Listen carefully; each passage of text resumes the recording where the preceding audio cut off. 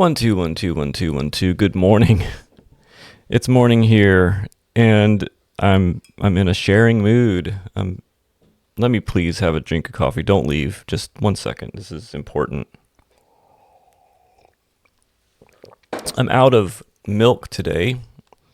I'm out of spring water today. It sounds so ridiculous just hearing me say that. And that's one of the amazing things about blogging and vlogging is you can look at yourself realistically and like say there's accountability. So like I'm not like often around people. I'm kind of antisocial and just at home hiding and working on stuff. So when I make these videos, it forces me to put my thoughts together and to feel accountable and to think linearly instead of just having these nebulous, ideas and feelings and stuff like that, right? So I'm out of milk and I'm out of spring water, which means I've got to go to the store to get more milk and spring water so I can have proper coffee, because it's all I really live for today is drinking coffee that's just way too much money, water that's way too much money, and milk that's just way too much money. Everything's got to be like special and organic and fresh and special roast and all this stuff, or else, I'm not happy. And that's pretty ridiculous. It's pretty ridiculous. Imagine if, we didn't have addictions and all these requirements. If anyone's watching this, a lot of you watching this might be like, it doesn't matter. I have money for that. Like my parents, bless my parents. They always buy spring water and Starbucks coffee and have milk in their fridge. They budget it. They can afford it. They want that niceness in their life. Probably the hardest part about it all is just like going to the store. It's like you can't just stock up on milk because it'll go rotten. You can't really stock up on water because it's super heavy and takes up a lot of space, especially when you're like my parents, over 80. You're not going to go doing a giant trip getting water. I would like it if there was a bulk deal you could get on spring water that would be like you have a giant reservoir at your house, and like maybe the truck goes and sucks up the spring water from the spring and then just dumps it in your reservoir so that you've got a lot of, maybe you could take a bath in it. Wouldn't that be nice? Use it in your shower. I wish we had more spring water. I don't really trust like the tap water, at least not here. There's been some places, and I've traveled around the states a little bit, and there's some places where I wouldn't probably buy spring water, but I don't trust the water here. I just don't like it. When I drink spring water here, it makes me think of like drinking all the medications that old people in Florida have shit and piss down their toilets. That's where our water comes from. And I don't think that stuff necessarily, I don't know. Maybe if you heat it up enough, I don't know enough about it to know for sure that it's good to drink. I don't think it's good to drink. And then a friend of mine told me, he's like, well, I was talking about, filtering my water and all this stuff and getting rid of the chlorine. He's like, well, you can get rid of the chlorine all you want, but there's a toxin in the water they're called chloramines, and they don't evaporate like chlorine does. They stay in the water. So it's like you can't just boil them out, right? I'm pretty sure I looked it up, when he said that, and I was like, oh wow, it's true. So they chloramines evaporate at about the same rate as water. So, and he said, and they're also much more harmful to you than chlorine. And this guy was a legal writer in New York City, in Manhattan. So he had some brains. He definitely had brains. He probably still drank tap water, but at least, he was like, you might as well just drink it. You might as well don't even filter it. Don't even do anything. It's just going to be bad. Or buy spring water and have 5 gallons of plastic every week that I just throw in the recycle bin. And recycle thing is not that great. This recycle system, I don't think it's that great. It's kind of crazy because it's right next to the interstate, and you drive by it. They put partially a big wall there. It's by 275 here in St. Pete. And you can see this gigantic pile of recycle bits and pieces and packages, and it's probably mostly Amazon packages. And they have it looks like 50 or 100 feet tall, like airplane hangar is what it looks like. And it's just, I got this giant pile. They just keep pushing this stuff in there. And I imagine it's an enormous amount. And we pay, each person is required, if you're a resident, you have an address, you're required to pay like $40 a month or whatever it is for the recycling system. And, they get the recycling people, they get their money. And I don't think the recycling ever really goes anywhere. I don't think they do anything with it. They just make a big pile, and it just compresses down and turns into like fossil fuel, like where it came from, except full of toxins and stuff. Maybe you can take all that recycling stuff and turn it into a type of fuel. I mean, then it's going to release it into the atmosphere. So that's probably even worse for the environment than, recycling it for something like a park bench or something like that. So sitting here out of water, and I still have not brought myself to drink the sink water. But I've been thinking lately, maybe I will try it. Maybe I'll try to drink tap water. And maybe I'll put it in like, slightly filter it, slightly treat it somehow. I notice if I have a big water jug that I use in my van, because I live in my van sometimes and do van life, just like I've lived in my sailboats and stuff. And if you just take tap water and put it in a bowl or put it in a jar and leave the lid off, a lot of the bad elements seem to kind of evaporate out, and it's like the water normalizes or something, or settles, and then it actually, to me, it tastes okay and tastes pretty good. I mean, you could go the extra route and put just a tiny bit of sea salt in there, and you can put some other mineral powders and stuff like that, which will make it taste more mineralized, which makes it taste smoother, and it balances out the harsh quality that pure water has. Like, pure water has a particular taste to it, and it can be kind of weird. It's not just a nothing taste. Water tastes like something. And if you put these minerals in it, I guess maybe water is slightly acidic or something when it's pure. I'm just guessing. Because when you put the minerals in it, it mellows it out and makes it flow better, makes it taste better, better mouthfeel, better experience. And maybe that's the way we're supposed to drink water, right? Is like out of the ground, out of where it's mixed with the minerals of the earth for our nutritional benefit and all that stuff. My brothers live up in Ocala, and there's a spring out there. There's several springs out there, and you can just go get your own spring water. And you're not, the spring comes out and there's a river. You're not scooping it out of the river. Like, you're getting it straight from a tap that the city has installed that comes out of the aquifer channel of water that comes out of the ground before it breaks the surface. So it's true spring water. And that's the requirement that they have for like bottled spring water. It can't be flowing on the surface.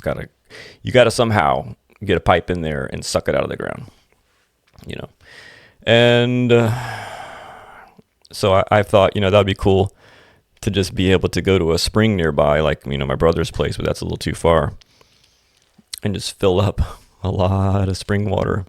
It's like, how much could I get? How much would it weigh? I mean, I've got a heavy duty vehicle. I've got a big van, but like, how many gallons do you think? Like 100 gallons? How much would that weigh? Well, that'd be a lot, first of all. Like, I don't even think I could fit that in my van, and how often would I need to go there and do that? Like, first of all, I need a lot of containers. That's not out of the question. I'm trying to think how many would fit in my van. Okay, then it's a long distance. So I'm going to be driving with all this weight in my van, and it's going to cost, of course, it's going to cost gas, and it's going to have all these expenses. So it might not be worth it. And the other problem is their spring water coming out of the ground has a higher salt content than a lot of the standardized spring waters. So anyways, that's my little rant on spring water today. And I don't know. I feel like water, like the Native Americans say, most important nutritional element, most important basic foundational element for life is good water. And I can just imagine like Native Americans, back in the pre-colonial days, whenever they're deciding where they're going to either live or if they're going to stay where they are, they take into consideration what's the water situation. And the quality of water has always been really important for any kind of settlement. And so quality of water is important to me too. Like, I don't know. I mean, is tap water a quality water source for the human body?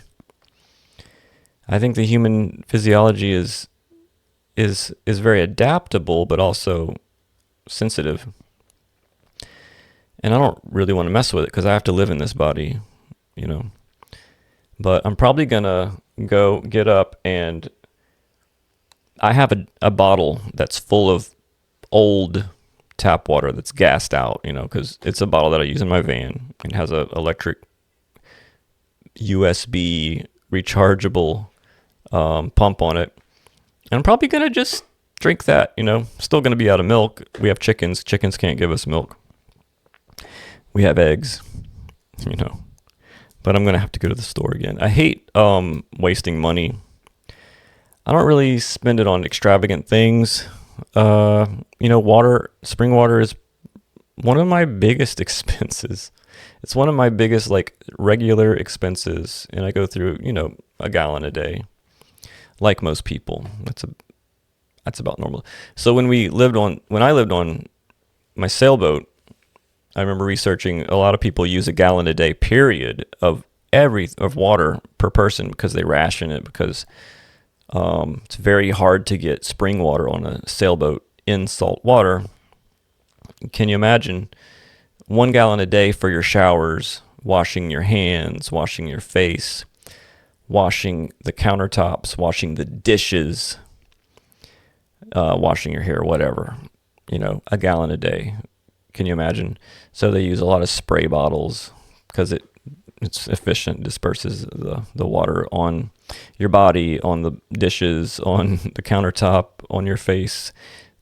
And then you just, I don't know, wipe it off with hopefully a clean cloth or something. To that, I also use baking soda for cleaning, which is an old Egyptian technique, which is, I believe, very effective and sanitary.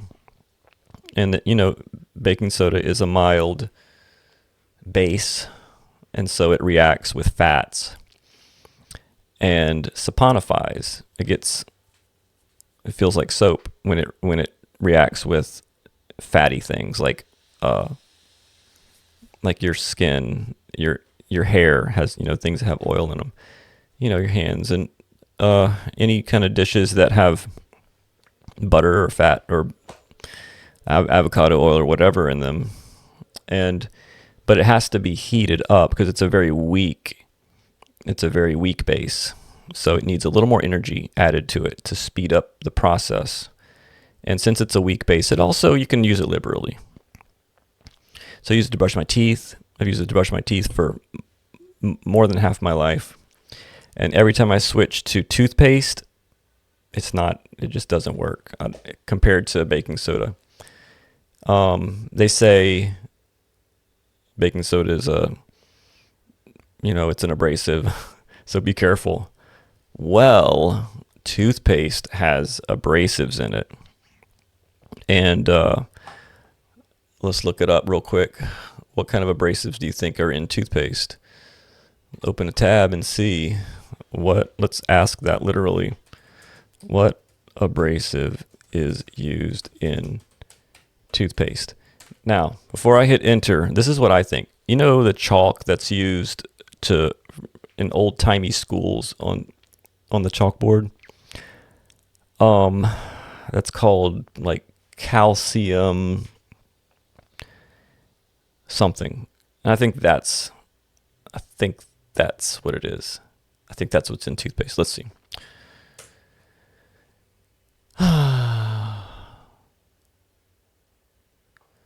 Okay, this says the most commonly used abrasive today is particulate hydrated silica, which is present in toothpastes at various concentration. So whatever that is, silica, isn't that what like glass is made out of? So they have, obviously it's very standardized for standard abrasive tests and things like that. So I feel like glass is a little more abrasive than salt. Okay, it's because that's what sodium bicarbonate is. It's salt and carbon, right? And it dissolves completely in water. Whereas silica, isn't that glass? Are we brushing our teeth with glass? What is it? What is it? And people tell me, why are you using baking soda to brush your teeth? Okay, well, let's see what this is. Silica. It keeps going. It goes to silicon. Is that the same thing? I don't think so. That's not the same word, so I'm not going to trust that. How do diatoms get silica? I don't know why it's telling me. What is silica? This is a little bit of a lull in my program right now. Well, look at that. Silicon dioxide.